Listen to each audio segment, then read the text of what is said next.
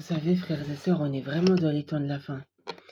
Heu, Quand à chaque fois que je fais un live, je raconte toujours mon témoignage et je raconte toujours ces fois où, en fait, un jour, il y a 4 ans en arrière, j'avais rétrogradé à cause du manque de pardon et j'avais fait 3 rêves où Jésus m'avait interpellée et en fait, il m'appelait à la repentance. Dans un premier temps, j'avais fait un rêve, j'étais dehors, il faisait nuit et en fait, je marchais et dans le ciel, il y avait un cœur comme ça là, dessiné. Et il y avait une voix qui me disait: «Repens-toi de tes péchés, repens-toi de tes péchés».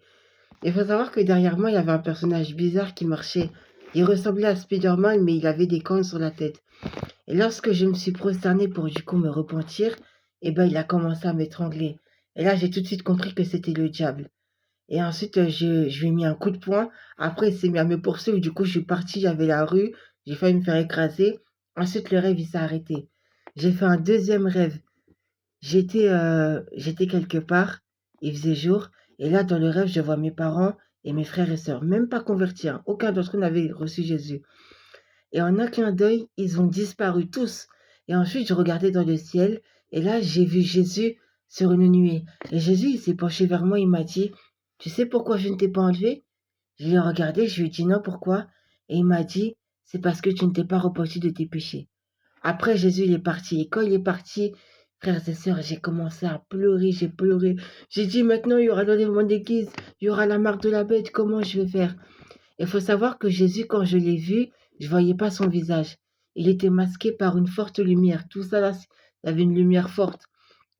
Il était habillé tout en blanc et il avait une trompette comme ça dans ses mains et la trompette, elle était en or, elle était dorée et ensuite le rêve, il s'est arrêté. Et ensuite, j'ai fait un autre rêve, j'étais à la gare de Villiers, pour ceux qui connaissent. J'attendais le RER et au lieu que les RER viennent, il y a des bus qui sont venus et moi, au départ, ça me faisait rire parce que les bus, ils se rentraient dedans. Ensuite, j'ai changé de quai parce que ça commençait à être, dangereux et les bus qui étaient là, ils ont commencé à se pencher sur les quais et du coup, bah, toutes les personnes qui étaient là, en fait, allaient mourir.